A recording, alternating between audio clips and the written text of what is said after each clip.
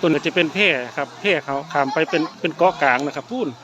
เกาะกลางนะครับไกลเติบนะครับ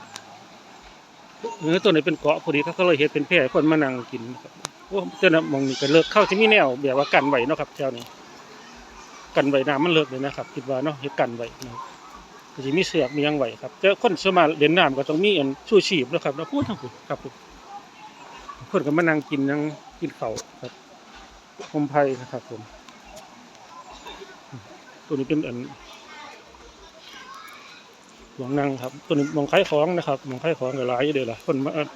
ซื้อกับข้าวกำลังสั่งกับข้าวตำบักหุ่งกับก๋วยเตี๋ยว